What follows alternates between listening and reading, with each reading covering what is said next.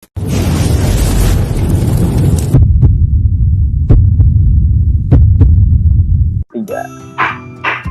Assalamualaikum warahmatullahi wabarakatuh. Halo semuanya, apa kabarnya? Semoga kalian yang di rumah baik-baik aja ya di masa pandemi ini. Yang paling penting adalah menjaga kesehatan dan selalu mematuhi protokol kesehatan. Pada kesempatan kali ini, kami akan menyampaikan sebuah materi. Sebelum itu, izinkan kami untuk memperkenalkan diri. Namaku Sultan Saifullah Muhammad dengan NIM 2011201030 dari Prodi Bioteknologi Fakultas Sains dan Teknologi Universitas Aisyah Yogyakarta. Dan teman saya Hairunisa Ahyani dengan NIM 2011201002, juga dari Prodi Bioteknologi S1 Fakultas Sains dan Teknologi Universitas Aisyah Yogyakarta. Nah, pada kesempatan kali ini, saya dan Nisa akan menjelaskan materi tentang iman kepada Allah. Tapi, kita harus tahu dulu kata dasar dari kalimat iman kepada Allah, yaitu kata iman.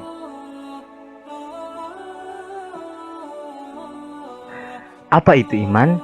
Mari kita cari tahu bersama-sama. Pada dasarnya, iman berasal dari bahasa Arab yang dapat diartikan sebagai percaya. Namun, pengertian iman secara istilah adalah membenarkan dengan hati, mengucapkan dengan lisan, serta mengamalkannya dengan perbuatan. Oleh karena itu, teman-teman semua tidak hanya mengungkapkan dengan kata-kata ataupun sekedar percaya saja, tetapi teman-teman harus memberikan contoh atau melakukan hal-hal yang terbaik yang dapat dicontoh oleh semua orang. Nah, sekarang kita lanjut pada rukun iman. Tentu teman-teman yang muslim udah pada tahu apa itu rukun iman dari bangku sekolah dasar. Nah, rukun iman itu ada 6 perkara ya, seperti yang teman-teman tahu. Nah, rukun iman yang pertama ada iman kepada Allah, yang kedua ada iman kepada malaikat Allah, yang ketiga ada iman kepada kitab-kitab Allah, keempat ada iman kepada Rasul Allah, kelima ada iman kepada hari akhir, dan terakhir ada iman kepada qada dan qadar. Sekarang kita harus mengetahui pengertian rukun iman kepada Allah. Iman kepada Allah adalah membenarkan dengan hati, mengucapkan dengan lisan, serta mengamalkannya dengan perbuatan bahwa Allah itu ada dengan segala keagungannya. Jadi tidak hanya menghafalkan ke-6 rukun iman tadi, namun kita perlu membenarkan dengan hati bahwa Allah itu ada dengan segala keagungannya. Lalu mengucapkannya dengan lisan, diucapkan pada kalimat syahadat, serta diamalkan perintahnya dan dijauhi segala larangannya. Dengan itu kita dapat diakui atau kita dapat meyakini bahwa kita sebagai orang yang beriman. Setelah mengetahui tentang apa itu iman, rukun iman, serta pengertian rukun iman, apa sih fungsinya, apa sih kegunaannya buat kita? Nah, selanjutnya akan dijelaskan oleh teman saya, yaitu Nisa. Oke teman-teman, jadi sebenarnya tuh fungsi iman tuh apa sih? Kita beriman kepada Allah itu tujuannya buat apa? Nah ini nih teman-teman. Yang pertama adalah menambah keyakinan. Nah, orang yang beriman itu teman-teman itu tuh mengakui keesaan, eksistensi, dan keagungan Allah. Dia juga mengimani kekuasaan Allah yang sudah menciptakan seluruh alam semesta ini. Nah, dia itu akan bersyukur dan keyakinannya akan bertambah. Nah, selanjutnya yaitu menambah ketaatan. Orang yang beriman itu otomatis akan taat kepada Allah. Karena dia sadar kalau dia itu hanyalah seorang hamba yang memang harusnya taat kepada semua perintah Allah dan menjauhi larangan. Nah, berikutnya adalah menenteram hati. Orang yang beriman itu akan tentram hatinya karena dia akan optimis dan selalu mengharapkan ridha Allah. Orang yang beriman itu tidak akan berputus asa dari rahmat Allah karena dia juga percaya Allah itu selalu bersamanya. innallaha ma'ana. Nah, kemudian yang keempat, dapat menyelamatkan manusia di dunia dan akhirat. Nah, poin ini ada hubungannya ya dengan poin yang kedua, yaitu menambah ketaatan. Orang yang beriman itu kan taat kan ya.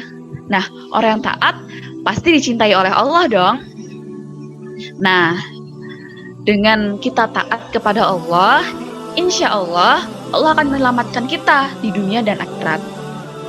Gitu teman-teman. Terus selanjutnya itu mendatangkan keuntungan dan kebahagiaan hidup. Orang yang beriman itu akan berkah hidupnya.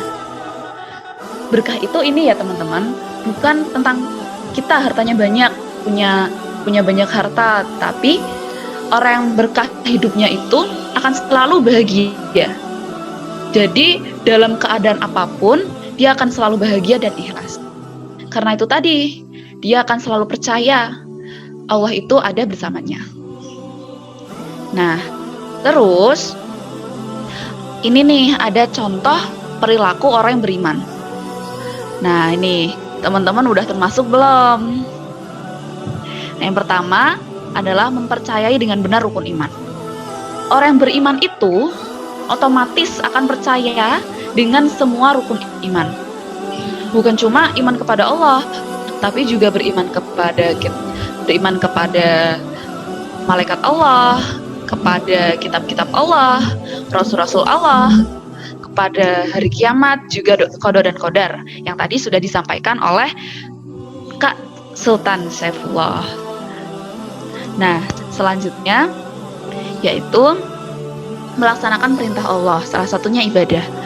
Sebenarnya perintah Allah di sini bukan hanya ibadah ya, tapi ya kita fokuskan aja ke ini. Nah, orang yang beribadah kepada Allah itu salah satunya melaksanakan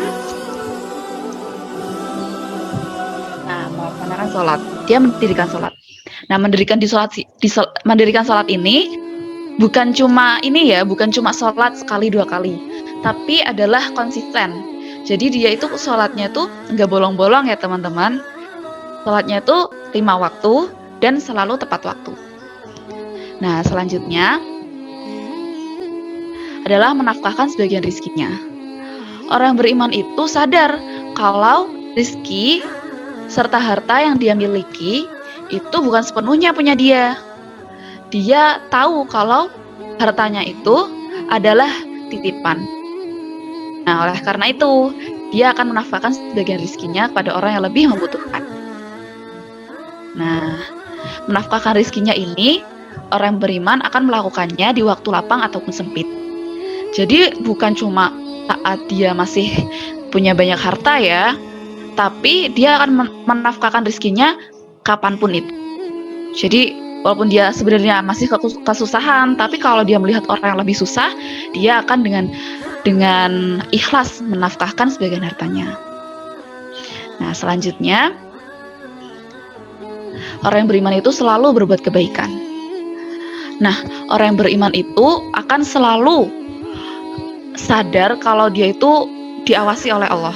Dia tuh selalu merasa kalau Allah itu ngeliatin dia. Jadi dia akan selalu berbuat kebaikan. Nah, selanjutnya orang yang beriman itu akan berhenti dari perbuatan keji dan tidak mengulanginya lagi. Ini bahasa lainnya tobat ya teman-teman. Jadi kalau orang yang beriman itu kalau dia melakukan kesalahan, dia itu akan sadar, oh aku salah. Terus habis itu dia menyesal. Dia menyesal telah berbuat salah dan dia berjanji tidak akan mengulanginya lagi. Nah, selanjutnya orang yang beriman itu mampu menahan amarahnya. Ini teman-teman, amarah itu merupakan salah satu penyebab dari berbagai perbuatan buruk. Contohnya berkelahi misalkan. Berkelahi itu kan awalnya dari amarah kan ya, marah-marahan terus habis itu jadi berkelahi. Nah, itulah kenapa orang yang beriman itu harus mampu menahan amarahnya. Nah, selanjutnya orang yang beriman itu mampu memaafkan kesalahan orang lain. orang yang beriman itu akan sadar kalau manusia itu tempatnya salah dan dosa. Tempatnya lupa juga. Nah, kan manusia itu bukan makhluk perfect kan ya. Jadi orang yang beriman itu bisa memaafkan kesalahan orang lain. Kalau misalkan dia disalahi ya, kayak gitu. Dia akan memaafkan kesalahan orang itu, baik orang itu sudah minta maaf ataupun belum. Itu teman-teman, contoh perilaku orang yang beriman. Kalau teman-teman sudah melakukan poin-poin ini, insya Allah teman-teman termasuk orang yang beriman. Nah, itu tadi teman-teman beberapa atau mungkin banyak ilmu yang tadi aku dan bisa sampaikan. Semoga teman-teman di rumah dapat mengamalkannya dan dapat melaksanakannya dalam kehidupan sehari-hari. Semoga itu menjadi pengingat bagi kita agar kita selalu membawa Allah dimanapun kita berada dan melakukan seluruh kegiatan apapun. Dan sesuatu mungkin yang akan disampaikan oleh teman saya. Semoga bermanfaat ya teman-teman. Semoga bisa memperdalam iman kita kepada Allah juga, bikin kita lebih bersemangat dalam melakukan ibadah. Itu teman-teman. Jadi itu saja video kali ini tentang pemaparan materi iman kepada Allah. Semoga bermanfaat dan for the last of all, Wassalamualaikum warahmatullahi wabarakatuh. Dadah.